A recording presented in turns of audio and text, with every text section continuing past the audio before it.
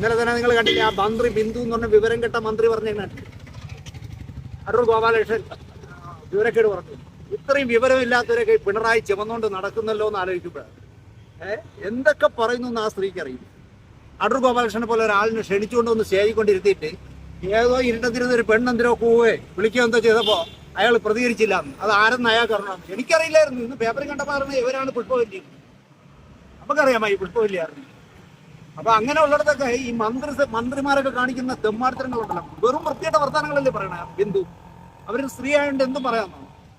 ഞാൻ ഇങ്ങനെയൊക്കെ പറഞ്ഞാലേ എന്നെ പിടിച്ച് അകത്തില്ല. അതുകൊണ്ട് ഞാൻ കൂടുതൽ പറയുന്നില്ല. അപ്പൊ കാണിക്കുന്നതൊക്കെ ശുദ്ധ പോഷ്കാണ്. കാരണം അടൂർ ഗോപാലകൃഷ്ണനെ പോലെ ഒരാൾ അവിടെ പറഞ്ഞില്ല ജാതി.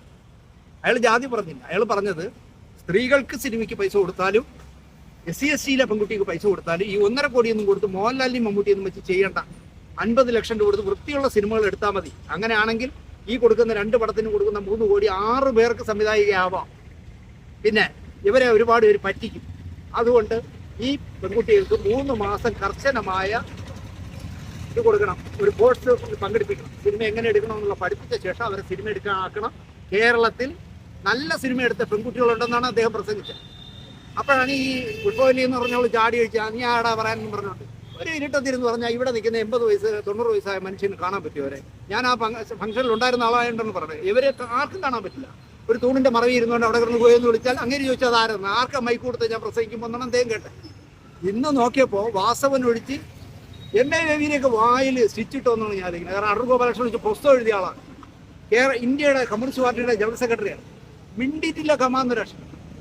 അദ്ദേഹം എന്തെല്ലാം കാര്യങ്ങളിൽ പ്രതികരിച്ചു. രൂപത എന്നൊക്കെ പറഞ്ഞ് രൂപതയെ വരെ കളിയാക്കിയ ആളാണ്.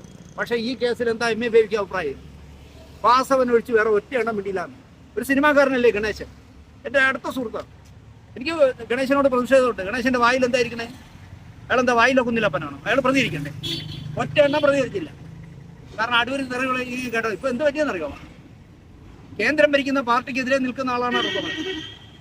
അതുകൊണ്ട് കേന്ദ്രത്തിലെ ഒരാളുടെയും സപ്പോർട്ട് കിട്ടില്ല. ഇവിടെ BJPയുടെ ഒരു സപ്പോർട്ടും അങ്ങനെ കിട്ടില്ല. ഇപ്പൊ ഇവിടെ ഭരിക്കുന്ന പാർട്ടി അങ്ങനെ എടുത്ത് താറെടുക്കാൻ പറ്റിരിക്കുന്നു. അപ്പൊ ഫലത്തിൽ അദ്ദേഹത്തിന് ആരും ഇല്ലാത്തൊരവസ്ഥയെ നിങ്ങൾ ആലോചിച്ച് നോക്കി. എന്നിട്ട് ഈ കമന്റിന്റെ ഒക്കെ താഴെ ഒന്ന് എഴുതിയിരിക്കുക ഇയാള് നായരായതുകൊണ്ട് BJP ആണ്. അയാൾ BJPക്കെതിരെ സംസാരിക്കുന്ന ആളാണ്. ഇന്ത്യ കണ്ട ഏറ്റവും വലിയ സംവിധാനമല്ലേ. എന്നിട്ട് ആ ഡോക്ടർ ബിജു എന്ന് പറഞ്ഞ് നടക്കുന്ന എന്തോ ബിജു പ്രഭാകരൻ എന്തോ ഒരു ഉണ്ടല്ലോ, അവന്റെ ഫേസ്ബുക്കിൽ കുറെ പേരെ കൊണ്ട് പോസ്റ്റ് ചെയ്തിരിക്കുക ഇന്ത്യ കണ്ട ഏറ്റവും വലിയ സംവിധാനം ബിജു ആണെന്ന്. ബിജുവിന്റെ പോസ്റ്റിൽ ഫേസ്ബുക്കിൽ അടൂർ ഗോപാലകൃഷ്ണൻ ഒരു പുല്ലുമല്ലാണ്. ഇതൊക്കെ ഒരു എലിപ്പത്തായി മതി എന്നേ. 100 വർഷം ഇന്ത്യൻ സിനിമയിൽ അല്ലെങ്കിൽ ലോക സിനിമയിൽ അടൂർ ഗോപാലകൃഷ്ണനെ ഓർക്കാൻ ഒരു എലിപ്പത്തായി മതി. യവനെന്നോ അതൊന്നും അറിഞ്ഞിടന്നേ. ഇവനൊക്കെ ജാതിയുടെ പേര് പറഞ്ഞ് കളിക്കുന്ന വൃത്തികെട്ടവന്മാരാണ്. കലാകാരന്മാർക്ക് ജാതി പാടില്ല. രാഷ്ട്രീയക്കാരനും കലാകാരനും ജാതി പാടില്ല. അങ്ങനെ വിചാരിക്കുന്ന ഒരാളാണ്.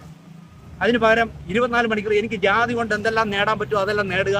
അത് കഴിഞ്ഞിട്ട് ജാതിക്കെതിരെ ഇയാൾ നായരെന്ന് പറയുന്നു അടൂർ. എനിക്ക് അത് പറഞ്ഞില്ല കേട്ടോ. അടൂർ നായരാണോ നമ്പ്യാരാണോന്നും എനിക്കറിയില്ല. കാരണം ഒരു കലാകാരൻ്റെ ജാതി ഞാൻ അന്വേഷിക്കാറില്ല. പക്ഷേ ഈ ബിജു എന്നൊക്കെ പറഞ്ഞു, ഡോക്ടർ ബിജു എന്നൊക്കെ പറഞ്ഞു എത്ര വിവരം കിട്ടുമെന്ന് ആലോചിക്കുക. എങ്ങനെ ഹോമിയോ ഡോക്ടറായെന്നാണ് ഞാൻ ജാതി പറഞ്ഞ് കളിക്കുക. എന്നിട്ട് അവനും അടൂരുകാരനാണ്. അതുകൊണ്ട് അടൂരിൽ ഒരുത്തം മതി എന്നാണ്. അതായത് ഞാൻ മതി. ഇയാൾ 10-90 വയസ്സായില്ല, ഇനി ഇയാൾ വേണ്ടാന്നാണ്. ഇയാൾ ഏത് പുല്ല് സംവിധാനം ഒരുത്തം അതിൽ എഴുതിയിരിക്കുന്നത്. ഇവനൊക്കെ സിനിമ കണ്ടിട്ടുണ്ടോ? ആലോചിച്ച് ഒരു നല്ല വൃത്തിയുള്ള സിനിമ എടുത്തിട്ടില്ല ഈ ഡോക്ടർ ബിജു.